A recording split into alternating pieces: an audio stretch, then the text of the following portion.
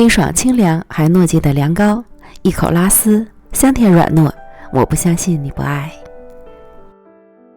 180克糯米粉，30克玉米淀粉，30克白糖，30克薄荷糖浆，200克牛奶，充分搅拌均匀，成为细腻的面糊。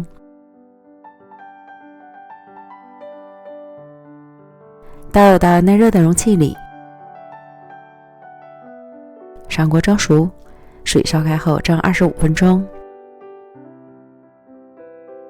接着在锅中倒入20克糯米粉，开小火不停地翻炒，炒至微微冒青烟，关火，盛出晾凉待用。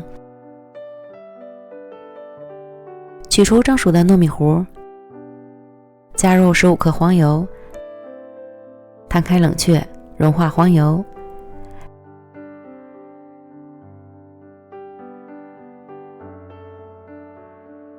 晾至温热后，再将糯米团与黄油揉至完全融合。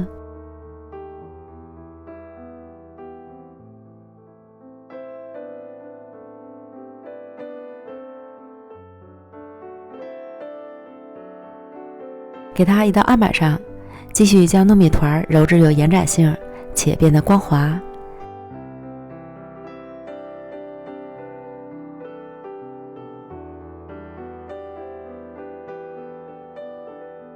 再利用炒熟的糯米粉整理成长方形，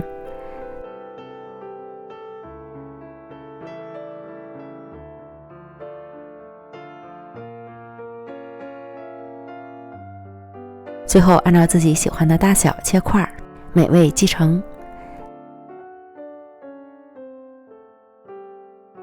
清凉解暑的薄荷凉糕就做好了，香甜软糯，一口拉丝，特清爽，超好吃哦！